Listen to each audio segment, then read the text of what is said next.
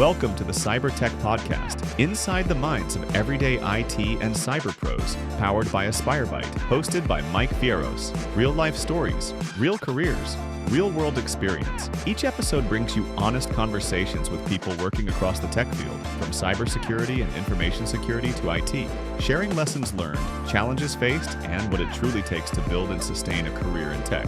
Let's get into it. You're listening to the Cyber Tech Podcast, inside the minds of everyday IT and cyber pros. This is episode number 31. Before we get into episode 31, though, if this is your first time listening to the Cyber Tech Podcast, be sure to subscribe to the AspireByte YouTube channel, where we share full podcast episodes, clips, and tech-focused content. And while you're there, like and share the videos. You can listen to every episode of the Cyber Tech Podcast on Spotify. If you've been enjoying the show, give us a 5-star rating, drop a quick comment, and share with others. It helps us reach more people. It keeps the mission going. Thank you for everyone who's actually already done that. Want to explore more? Visit the AspireByte Hub at aspirebyte.car.co. That's CARRD.co. It's your all-in-one starting point for free resources, podcast links, merch, and more. Speaking about merch, check out the AspireByte merch shop.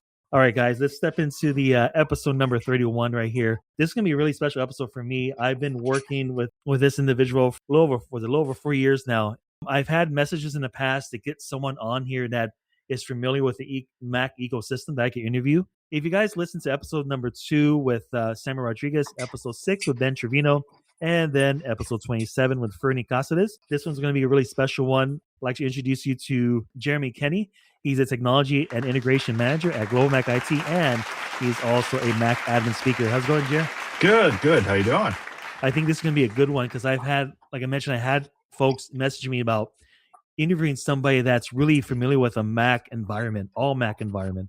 And we do that exactly at GlobalMac IT. And I think this is going to be a good one for, especially I've ran in a couple tech teachers here locally. Most of the time they're going to teach them to use Windows, maybe a little bit of Linux, but not necessarily Mac OS or iOS. And I think having you on here kind of opens the door, if you will, with them to be like, hey, maybe I could teach students a little bit Mac OS, or maybe introduce them to using it. Tell us a little bit more about your background, how you first got into IT. Actually, I started when I was in high school. So the school I was at, they called it tech mentoring, and basically it was you were the IT department for the school. So they had a couple people that were teachers or ran it essentially, but there was a group of us that maintained workstations, a little bit on the server stuff, a lot of network stuff. And we were just kind of like the grunts, right? It was something broke, you went in to fix it. And the interesting part was you're self-taught, right? Because I didn't take classes on how to manage, this was Windows NT 4 at the time. Yeah. So just to show you how old I am, right? I'm not saying it, but I'm saying it. So I mean, it was that and like Novell NetWare and stuff. I mean, dude, we're talking eons ago, right? And I started to develop that taste for that back then, right? I was always a bit of a nerd and everything like that. And that really got me introduced to kind of the inner workings of managing that stuff. Now, they didn't have like a MDM and all that other stuff too, right? That was way above. And to be fair, probably wasn't built out that much back then, but there was a little bit of that coming in.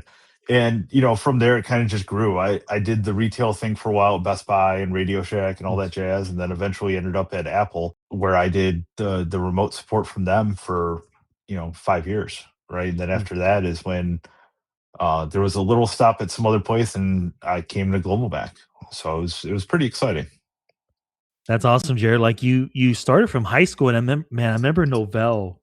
And I remember that Windows you're talking about. That's that brings back memories from the mid and late 90s and whatnot. And it's unique, right? Like back then we didn't have that many IT / even computer repair type classes out there, even for high schools. I remember the high school I went to, we barely had electronics, especially back then. Like going to the classes like that, having a little bit of experience at least to get your foothold in there, and especially during those days and I think that's really, really cool. Yeah, it was great because I was able to, like you said, self-teach myself a lot of stuff. I had access to a lot of different software. I started learning Visual Basic back then. So, I mean, again, shows how old it is. And then even Front Page, right, to build websites and stuff. I did all that back then. I mean, it was great because you kind of learned at your own pace, and I was able to just acquire so much knowledge from doing that. Nice. And that experience led you to your role at with Apple a little bit, and then eventually with with us at GlobalMac. What led you working into like Apple focused environments, Jer? So I think my time at Apple is what really did it, right? Because Mm, there's a distinct difference between working on a Windows machine and working on an Apple device, right? And not mm, just the MacBooks, right, or desktops, but like the iOS devices too.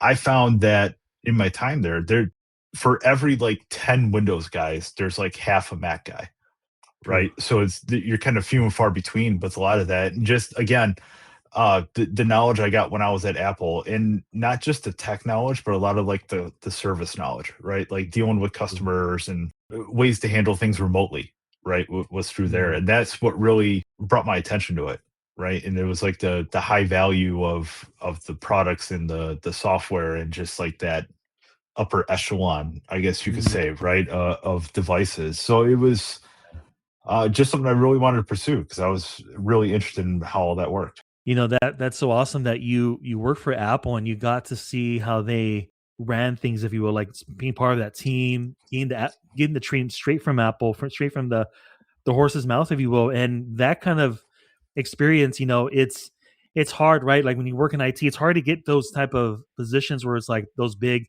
the big three, right? Google, Microsoft, Apple, those guys are hard to come by. But that experience you got, I mean, that's going to be a wealth of knowledge. And then seeing the stark contrast between the Windows environment versus the Apple environment. What's one thing, Jared, that kind of, if you would to like give an analogy between, for those that already work in the field and maybe not familiar with a Mac environment, can you explain like the stark differences between the two?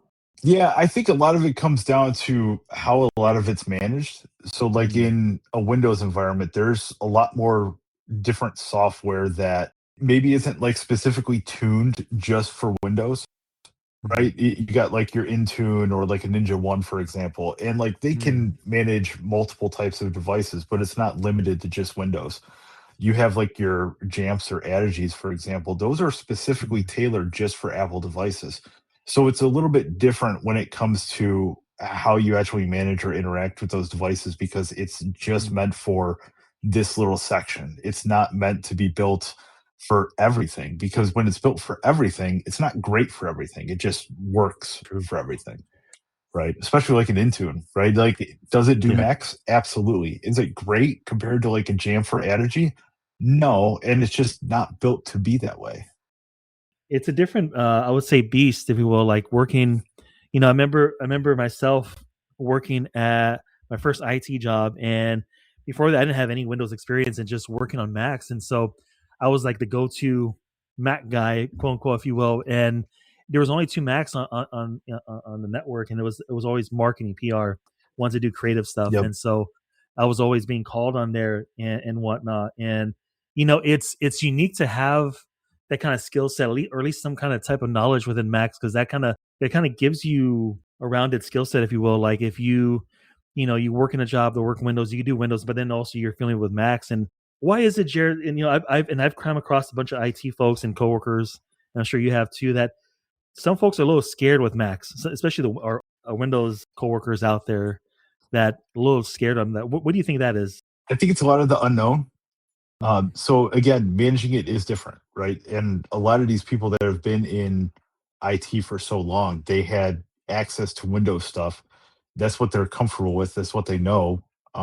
Apple stuff isn't necessarily as easy to get access to. You're not going to have an enterprise company that manages a couple thousand machines. You're not going to have all your IT guys know everything about the 300 Macs that you manage, or even true. less than that, right? I mean, probably just a department or two. So maybe, 20 or 50. Mm, I think that's the part that kind of scares a lot of people, is that you don't know what you don't know.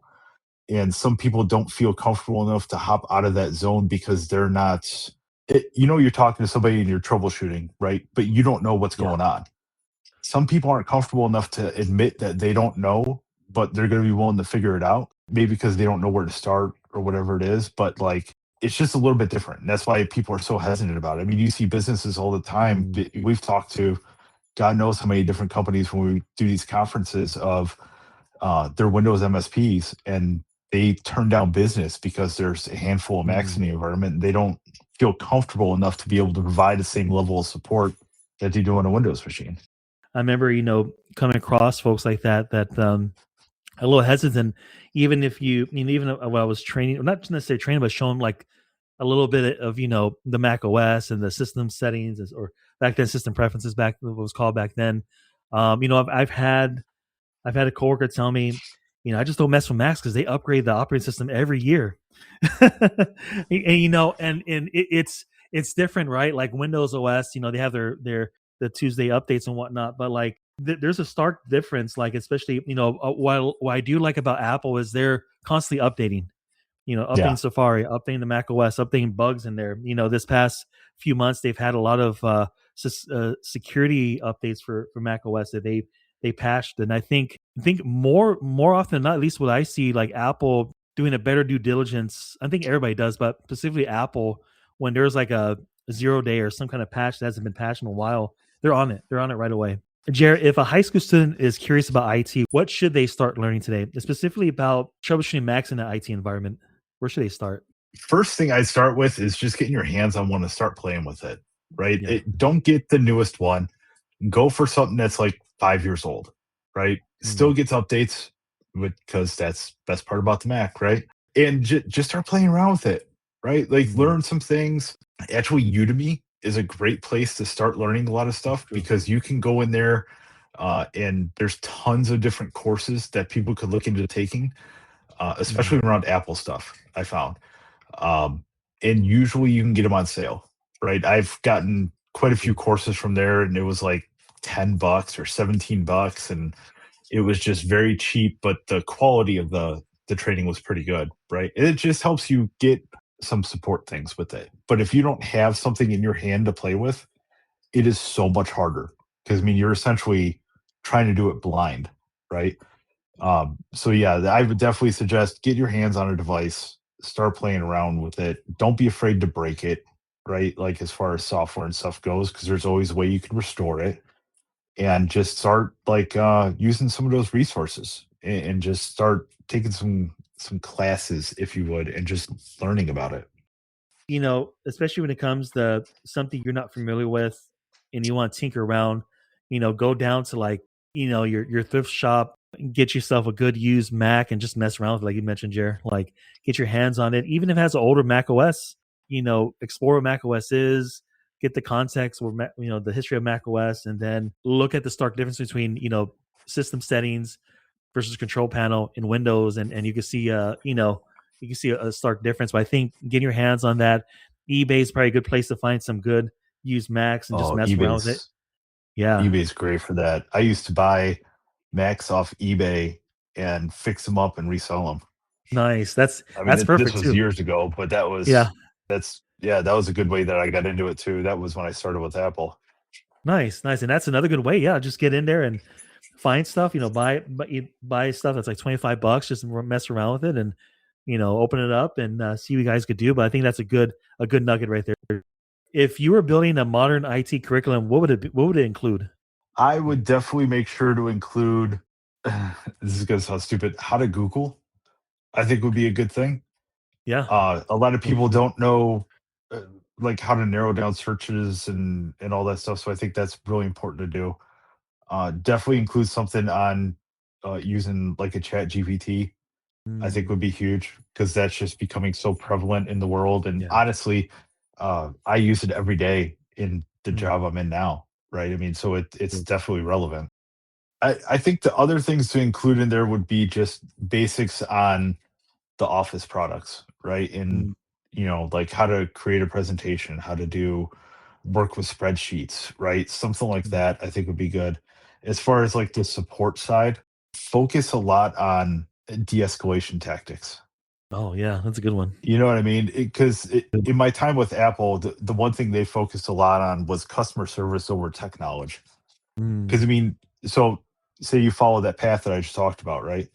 mm, If you can sit there and you know how to search online and be able to find answers, right? The most important thing you're going to need is being able to talk to people, right? mm. So it's like that's super super important because if you don't have those soft skills, it makes things a lot more difficult when you're dealing with other people. And then outside of that, it's kind of just going down the rabbit hole of which path do you want to take, right? Do you want to learn something that's just more Windows focused, or do you want to lean more into the Apple realm? And if you want to lean more into the Apple realm, they have a ton of documentation and training stuff that people can go through for free to learn about that. Right now, it might be a little more difficult to if you're a hands-on person, right? Because you don't necessarily have access to all the tools. But there's a lot that people would be able to get out of the trainings that they have. I know I've talked to a couple of tech teachers on LinkedIn, not from Arizona, from different parts of the country, that posting about GlobalMac IT and like, hey, do you do Mac support? And how do I teach my current students? We're heavy on cybersecurity and Windows side, but with Mac OS, I don't have anything to do it. But I think that's a really good a starting point, Jared, is how to research online, how to de-escalate, because sometimes we're therapists when we work on clients. We're there to 100%. we listen to them. It's cool to help someone troubleshooting something, and you're just talking to them to get their mind off stuff, and then 5 minutes later you're done with it, and they're like, "Wait a minute, you're done with it?" For your current role at GlobalMac IT, Jared, how did you get into that? What's your kind of daily task look like? Before I was in enrollment, now I was running operations. I mean, you Mm. remember that was a few Yeah. years ago.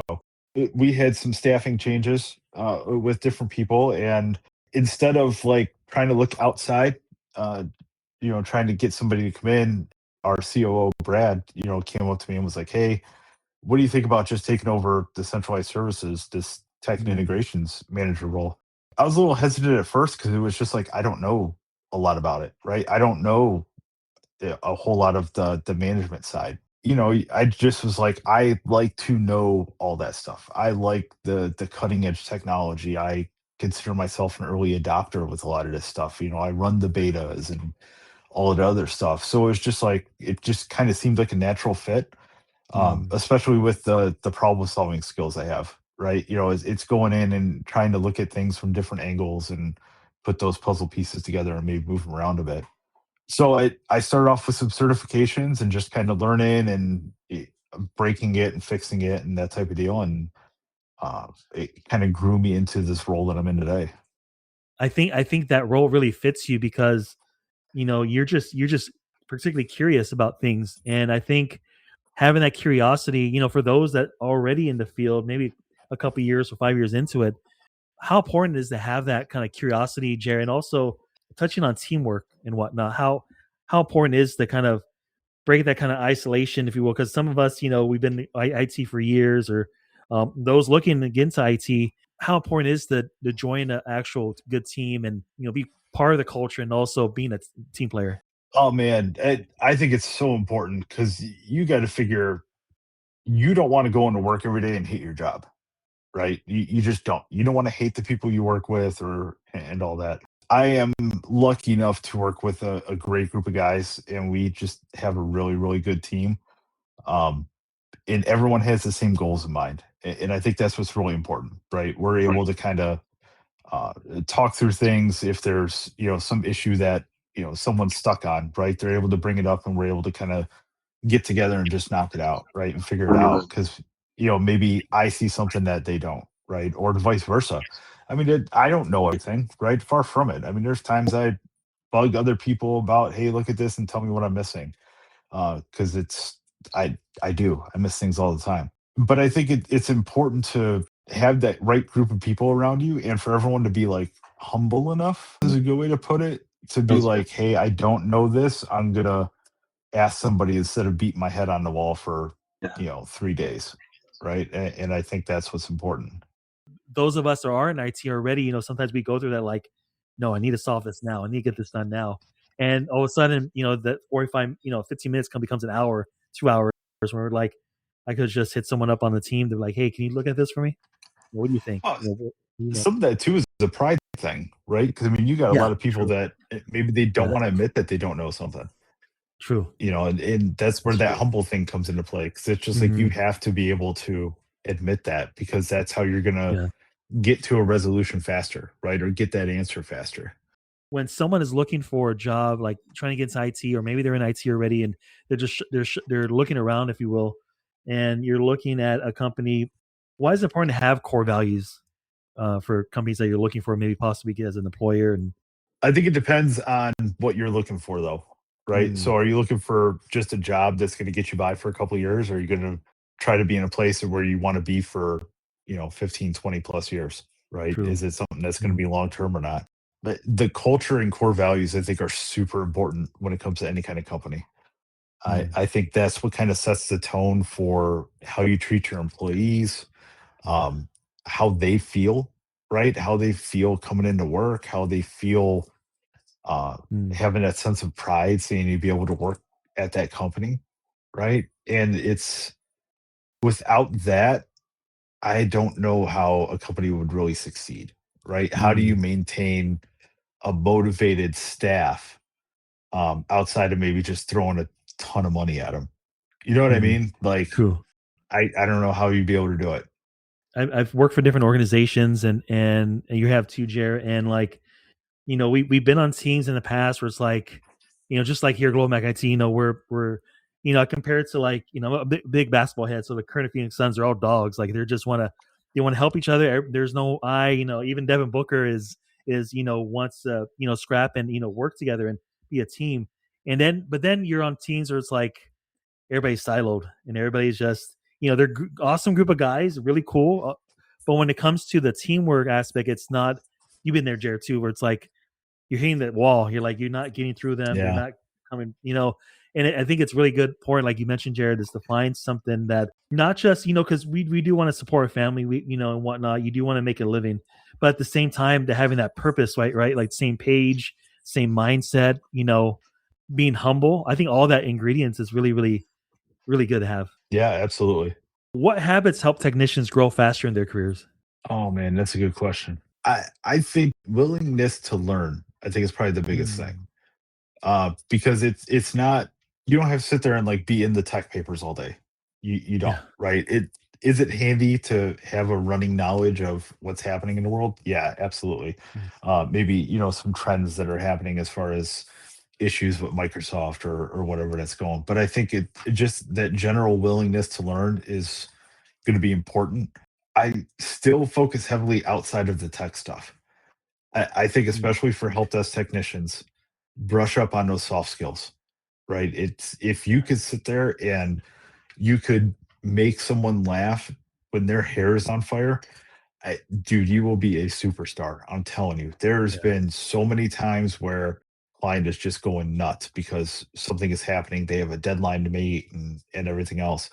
And I can sit there and just talk to them a little bit, let them know you're on the same team and all that good stuff. And when they feel a lot more comfortable, they can not necessarily open up to you, but like just be more themselves, not on fire. I think that really helps. And then that's when that feedback goes up the ladder, right? And then people know more about it. And then it just makes you look better. And then the other knowledge stuff is just going to come with time, right? And then you're able to kind of just grow in that career and just move up and up and up. That's some gold nuggets, especially for those that want to get into the field, or maybe even those already in the field too. I think it's going to be a good way to grow. That's one of our core values at GlobalMac IT is grow, and then grow when we're all on the same page. Growing. Even the other core values that we have at GlobalMac IT. Everybody's on the same page. Like everybody wants to grow, everyone wants to learn, and that's some creativity right there.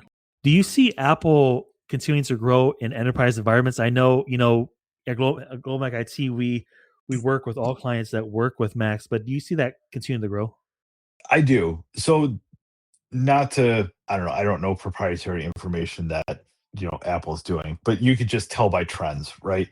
They are focusing heavily on a lot of enterprise business. They're changing things with Apple Business Manager and how that works and making it easier.